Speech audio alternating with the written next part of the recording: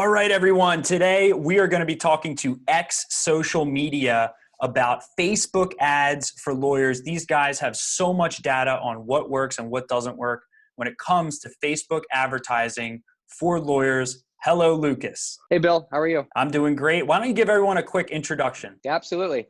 So my name is Lucas Gerler. I'm the managing director over here at X Social Media.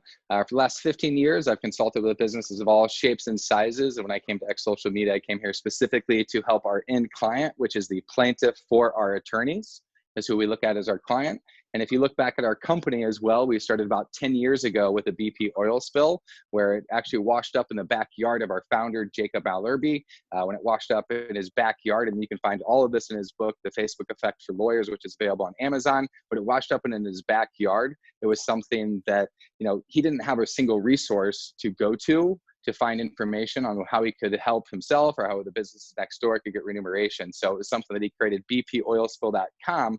That gave him notoriety in the legal industry, and he started doing individual SEO websites for different attorneys. And then in 2015, when Google and Facebook does the same thing, changed their algorithm, it really changed everything that he was doing. And so he moved from a Google expert over to a Facebook expert. And in 2015, we started really going hard in the mass tort space, which is specifically things like the BP oil spill, or right now Zantac is really hot, where there's a lot of people for the last 34 years took the largest selling drug, the largest heartburn medication, Zantac, and it's actually tied to cancer, has large levels of NDMA inside of it, which scares a lot of people, right? And should be very scary. So cancers typically don't just start out of nowhere. They typically come from somewhere.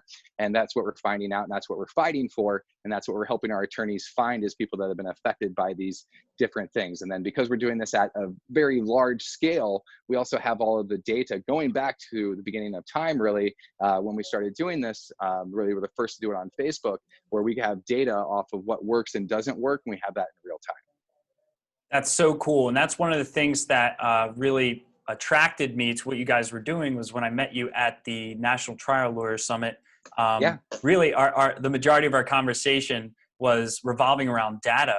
And I love the story. I love how you guys got into it. And I am aware of the whole BP oil spill situation with Jacob, where the oil came up on those, pretty much his yard. And then he created basically an advocate website for people who are going through the problem, all the problems associated with the oil spill, accumulated this list of like 500,000 people or something crazy, and then started hooking lawyers up to the list he had created. And then, that's where the business started. And I love how the start comes from really caring about people going through problems versus how to make a profit. Yep. So to really make this interview valuable to people, I want to debunk a lot of the myths around Facebook ads for lawyers. We definitely want to talk a lot about mass torts specifically, because that is one of your specialties. But what is a successful Facebook ad campaign for a lawyer? So I would say that a successful campaign that's on Facebook is a successful campaign that's on any marketing platform, right? And then according to the channel that you're on, you might just have a harder time capturing those KPIs. So something that we're building right now is actually a software that's called the feedback loop, which actually integrates with our end customers' platforms, can actually in real time give us back what's actually working, so we can use that ad mix to continue to iterate. But typically I would say that specific on Facebook, when it comes to a successful campaign, that is one that hits the target audience, and that in a short period of time, in what's called the learning stage of Facebook, it gets out of that learning stage, and you're spending, let's say, 80% out of that learning stage and only 20% in that learning stage. And so a successful campaign is one that quickly gets out of the learning stage and quickly starts learning, and then bringing in the right data and the right target audience. And so that a lot of times takes the right data to begin with, or sometimes takes some learning from Facebook, some right targeting methods. But it is something that I would say overall successful is when you can get out of a learning stage with Facebook and get into spending real money and knowing that your KPIs are continuing to go down. So I just want to, I like to do active listening, because sometimes I notice people who are very skilled at something, they don't notice the impact of what they just said. And what you just said, which I think can have a big impact on people, is the key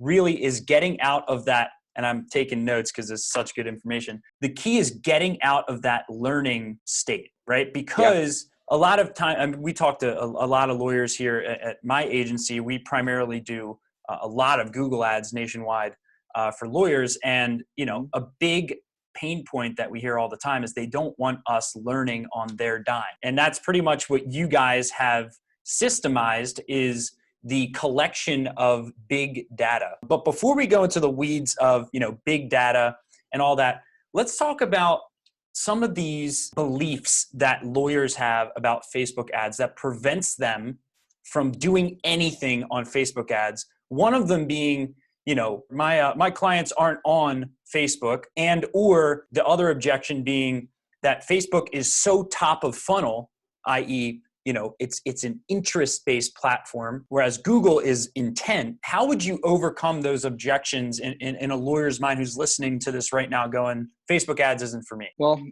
they've probably been burned in the past, I would say, is like most people, they might have dabbled and maybe started to try it. A friend of ours, and somebody else that we all know had kind of used this analogy where, if somebody's on a racetrack and they're, it's a Formula One racetrack and all the rest of the cars are Formula One race cars, you can't really just jump into that racetrack and expect to, go 100 miles an hour and catch up with everybody. You actually have to go faster than everybody else to catch up.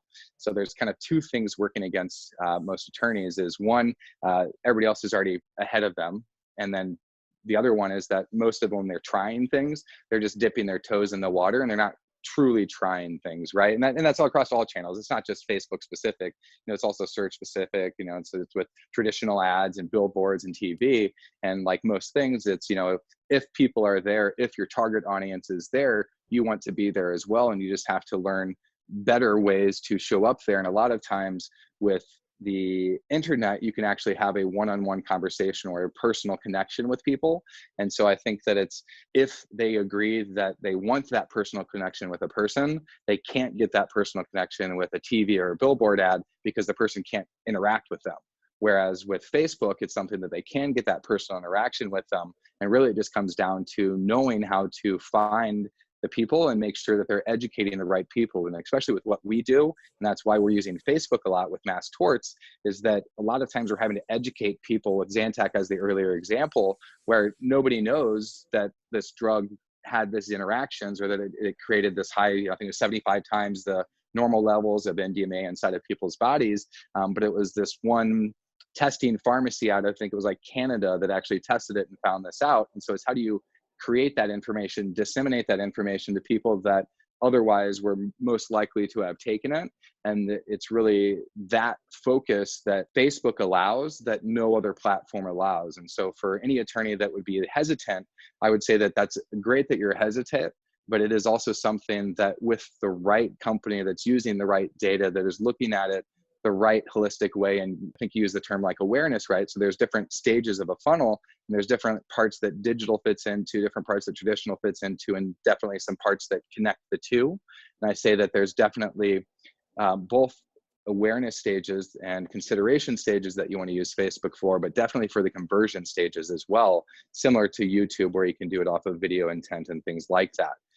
So I'd say that with any channel, be hesitant, but also find the right experts. And with us, we're very transparent with everything that we do. So we're even publishing stats and showing, hey, for this exact, roundup campaigns, this is exactly what we're seeing. And in real time, feeding that back to our clients and our customers. And because we're training our pixels across the board as opposed to individually, all of our new clients gain from the experience of those pixels through the life of all of our accounts. Yeah, it's always so funny when people say, like, lawyers reach out and sometimes you feel like they want you to say you don't work with anybody who does their practice area or their niche. But the funny thing is, do you just want us to learn on your dime?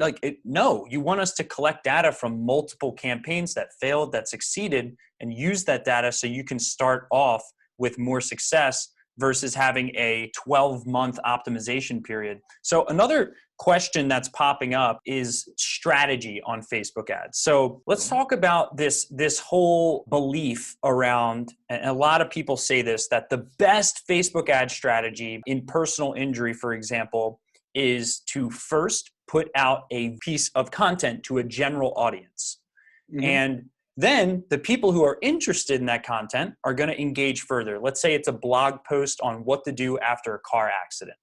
Then if they engage with either a video or past 25% of the video length, or they click through to a blog, then you show them a retargeting ad that brings them further down the funnel. And then ultimately, if they engage with that second ad, the third ad then becomes a call to action where they're told to put in their information for a consultation.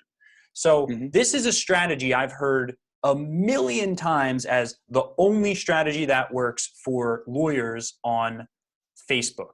Now, do you agree with that model for certain practice areas, or do you disagree with that model for certain practice areas? Well, I don't like any terms like only, never, things like that. Always I try to steer clear of those, right? Because typically if I hear those, that's always like a, hey, I should look there if everybody else is not having success, because there's always somebody that's having success with it. And that's really the case here, is that because what personal injury lawyers are taught is they need to be like a brand, they a lot of times forget about like the promotion side of things, and they only focus on that brand side of things. So with PI specifically on Facebook, I think it's twofold. I think it is something that they do have to contextually show their ads to an audience, right? So I don't think that blankets necessarily work. If it's, let's say, like West Memphis versus like East Memphis, they might have like a very different, set of ads that they're showing, and contextual things that they're using in those ads as well. But when it's coming like specifically, they call it like newsjacking, things like that, I think that there is value in that, and that definitely can be used to find the people that might be interested in a certain event that happened, and then publishing that. So if, let's say that there's an accident on I-4 and I-10, I don't know if those ever actually crossed, but let's just say that they did, right? Then you can actually have an article that maybe appears on ABC, but also if you have an article that you put on your own website, that you put on your own social media that tells people about it, and you put ads to that, both on Google and Facebook, then it is something that with that ad and the people that are reading that, and then putting even lead forms inside of that, or putting videos that you track, just like you said, and then see based off of how long they're watching things, that it is definitely something that then I think that you can convert people. But I typically wouldn't really say that unless you're just doing an awareness campaign, right, that you want to just be doing general things. I think that that is definitely a piece of your overall marketing. But when you want to convert people and you're at the conversion stage, you need to get a little bit more granular and text and contextual to what happened, who it happened to, and where it happened specifically. Broad ads don't typically work then. So, you still get the, without naming names, just look at those big players in the space, right, that are going to get the phone calls just because people know who they are. But also, the people that are touching their audience at the right times and multiple touch points, the same way that any other brand like Pepsi wants to be in your head with that 10,000 impressions that everybody gets every single day. It's, attorneys can still get a piece of the impressions. So they still want to be brand aware, but they also want to really focus on case aware, what's going to actually generate cases for them. And so things like the hyper targeting, things like the newsjacking and things like that, those have to be a part of it. It can't just be a general brand awareness campaign, because that doesn't really convert. You'll get conversions, you'll get awareness, but it's typically going to be tied to other things, like when they're searching, things like that, I recognize you. Let's dive a little deeper into that then. So we're segmenting branding activities from case generation, let's call it.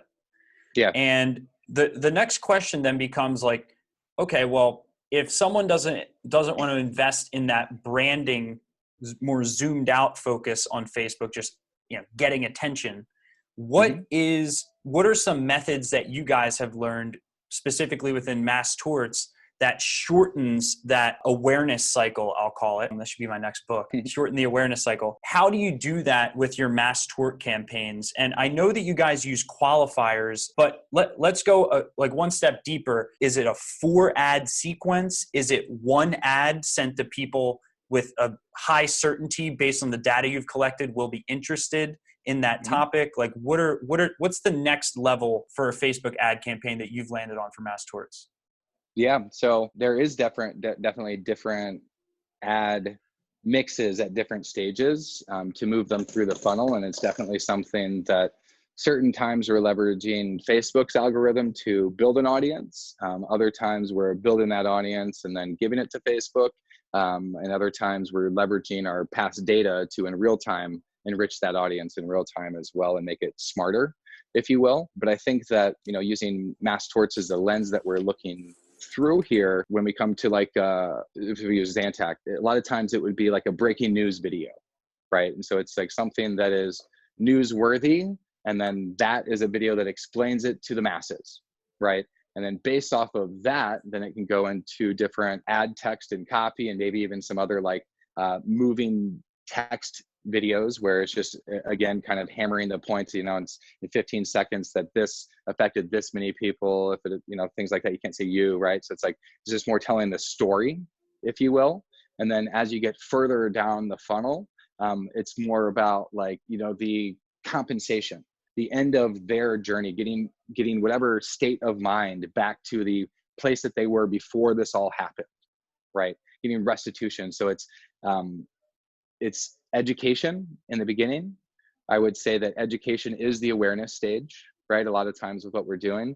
And then at the end, it's really, how do you help them get to that state of mind that they'll be in after they take this next step? And then, ensuring that, like you said, the qualifiers, that as they're taking that next step, that, the people that we continue to serve the ads to, we feel are the most likely, based off of all their other behaviors and actions, to be those people at the end that reach all of those qualifiers. And then all of our landing pages, things like that, they're all set up 100% to only, allow people to be qualified, if you will, right? So it's like a see if you qualify type thing, as opposed to a just give us your information. And we feel that, especially with mass torts, when it affects a bunch of people, but then there's different, what's called an MDL, right? Is what the term is called. It's MDL, that right now, for instance, Zantac just got MDL moved to Florida, right? And it's a new judge that's never handled an MDL before. So there's a lot of uncertainty around how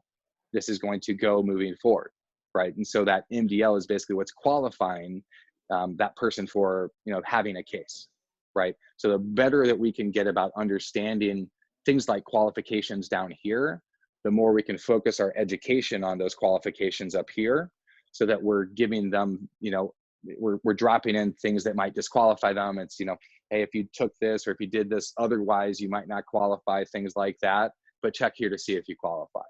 And so it is definitely something that, to specifically answer your question, you need a different mix at every point of it. But it's really just, what stage they are in understanding if they even have a case, and then really going through that process of taking the next step. And then really the next piece, I would say, Bill, that we'll probably talk about anyway, would just be meeting them at the communication that they want to meet at. Yeah, so that's a big one right now. I remember learning this from, actually, I think it was Matt Morgan who spoke at the Trial Lawyer Summit. He was talking about how leads don't want to be communicated with the way you want to communicate with them. They want to be communicated with the way they want to be communicated to when they're experiencing a problem. And getting down onto the plaintiff, the client's level of communication is so important. And that's why I think it's so important. In addition to having a multi-channel marketing strategy, you need to have a multi-channel communication strategy in your sales 100%. And follow-up process, because you never know how someone's dominant communication like what their dominant communication platform is going to be. So the follow-up question I have now is, and this is kind of an all or nothing question, just to hear your viewpoint, but I'm not saying it's all or nothing. So if you could just have the best audience in the world to target a niche of personal injury or mass tort, or you could just have the best messaging in the world with no targeted audience, and then target it based on who engages with that, which would you prefer to start a campaign with?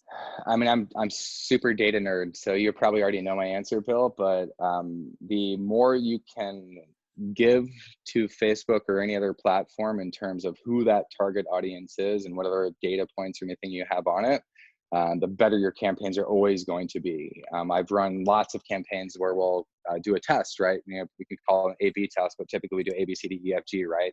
So with an A/B test, here and just running the two side by side, it's always something that data in first is always going to give you better results later. So for instance, PI as an example, right? We're talking a lot about mass torts, but switch it back to PI real quick.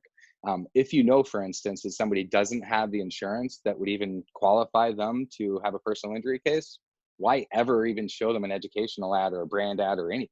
It doesn't really make sense. So if we can get that data, which is available or it's out there, right, and really hyper target our audience and feed that audience into our different networks and platforms and display networks and things like that, we're always going to, in the end, get a better result. It might be a more fine-tuned audience and a lower spend in the beginning, but typically it'll get out of the learning stage quicker, and it will learn faster because of the fact that you are giving it more of a target to learn off of to begin with. So think of it like, Facebook is like the last 90 days, right? So whatever they did, whatever audience you upload, it's the last 90 days of their behavior. And then the larger your list is, the larger their data population is, the less that matters for the 90 days. The more correlations that just people in general are going to have.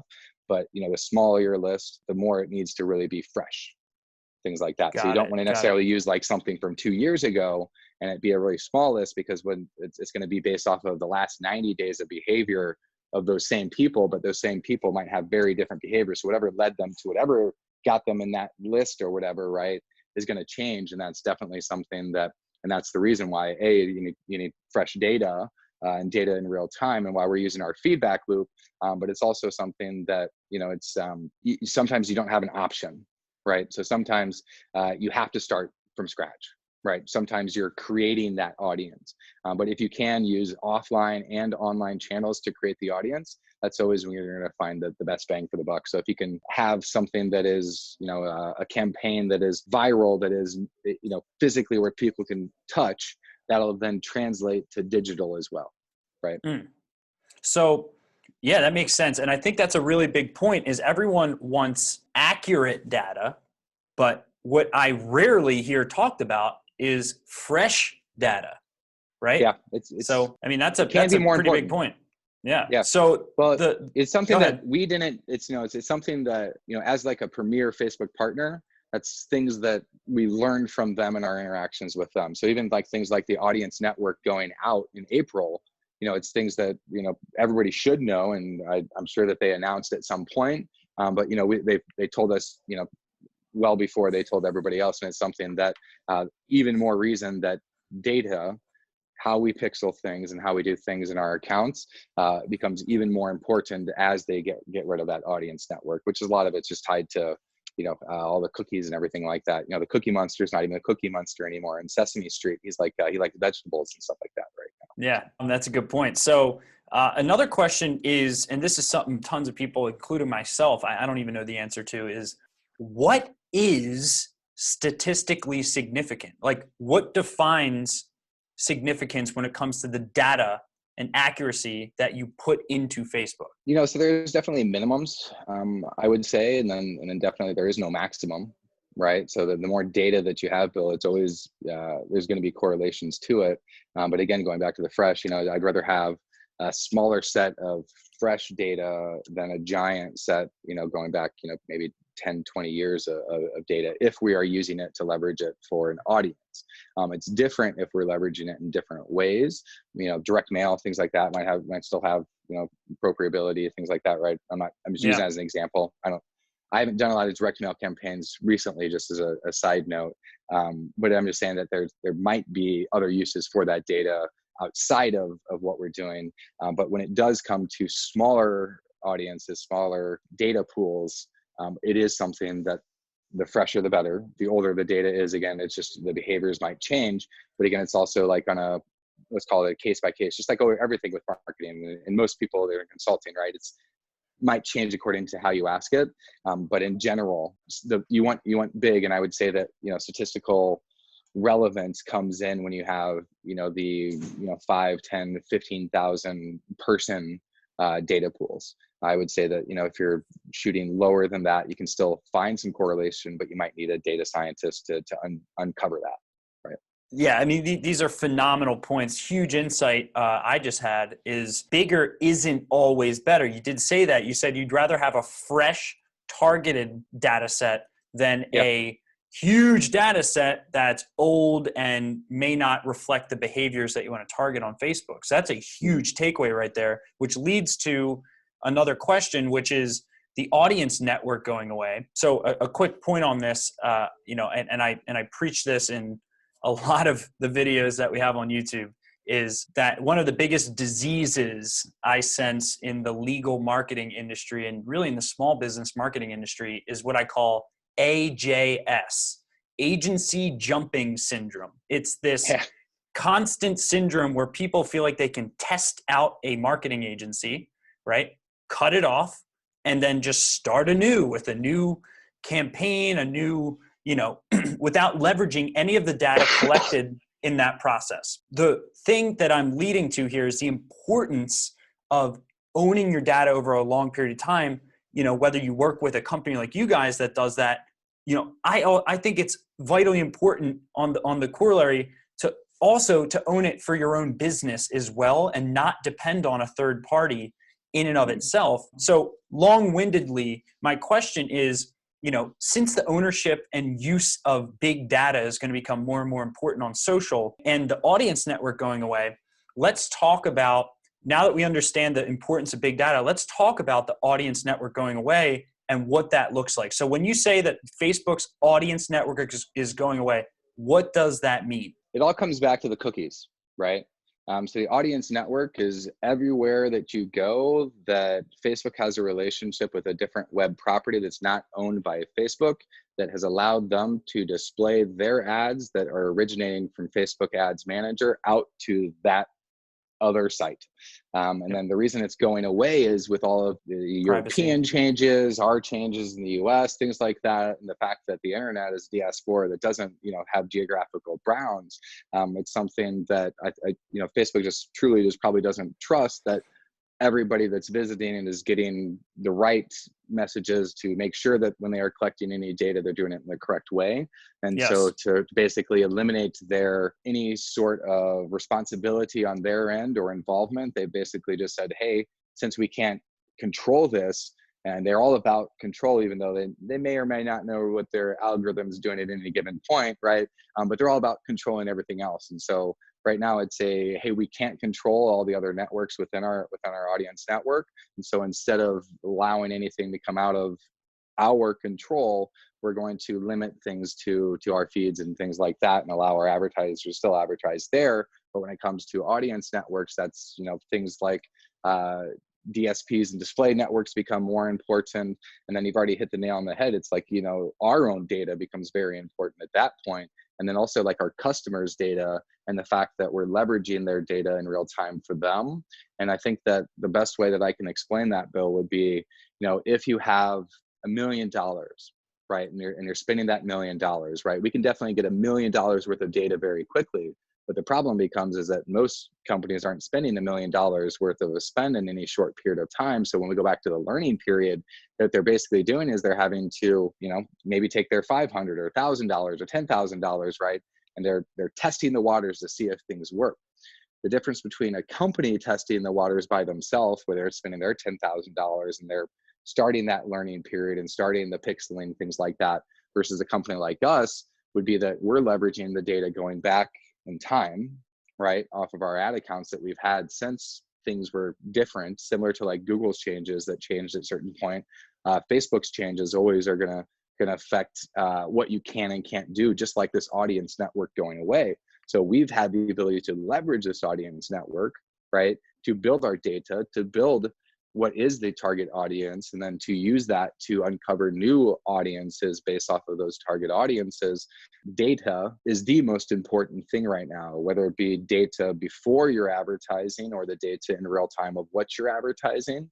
With what we're doing with our software and the feedback loop, that's really the core of it, is just integrating with our clients, let's call it CRMs, and getting feedback in real time back off of what ad mix is working, so that in real time we can actually say, hey, this specific campaign with this ad copy, these specific text, these images, these videos, things like that, that specifically is getting us this cost per signed case, as opposed to what a lot of marketers will stop at, which would be like a qualified lead, right?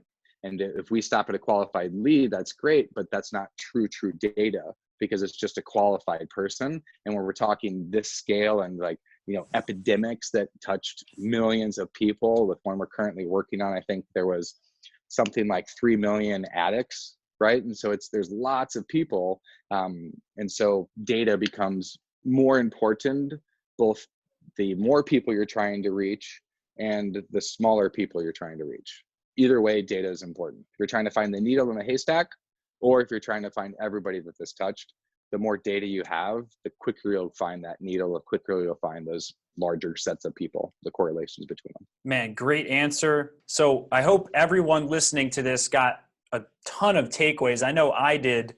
You know, one of the biggest takeaways for me is the importance of data, and big data especially. And I've made videos. I just released, I think, a video on the audience network being removed, and the fact that owning data is going to become one of the biggest assets in advertising. Really, I think in the next 10 to 20 years, it's going to become the number one asset in advertising. And so I'm 100% on the same page, but it's great to hear an expert say that to validate my thinking. And then secondly is the messaging does matter. So that's another big takeaway I want us all to reflect on, is you can't have messaging that doesn't tie into the end result that people want, like compensation or restitution. You need to make all of the ads as specific to solving the needs of the person who is going through the problem that they're encountering on Facebook, in addition to big data, in order to have success. So Lucas, thank you so much for your wisdom. And I always say this at the end of the interviews that I do, is if you guys are interested in this topic, watch this slowly, like 2 or 3 times, because again, when people are really skilled at something like Lucas is, sometimes you have to slow down to really, you know, maybe just watch his mouth move at like half speed, and you're going to pick up gems of wisdom that you didn't hear while listening to this in full speed. But again, Lucas, thank you so much for your time. If anybody wants to check out X Social Media, the website is the letter X socialmedia.com, right? Yep, xsocialmedia.com. So X can mean a couple of different things. It could be like a target, but for us, it specifically means like the signature, which is what we're going for our clients. So, and again, our clients are lawyers, but at the same time, we're in it for the plaintiffs. So if there is ever anything that affects people, we're here fighting for the people. Awesome. Thank you so much, Lucas. For everyone looking for notifications when we release more videos like this, please subscribe to our channel. Go to smbteam.com, put your email in, and you can be put on our daily legal marketing drip, where we give you free, valuable information to your inbox on legal marketing with geniuses like Lucas. Oh, pointed the wrong way. So thank you for your time, energy, and attention. Yes, I appreciate thank you very much. Thank you so much, guys. See you next time. Stay great, everyone.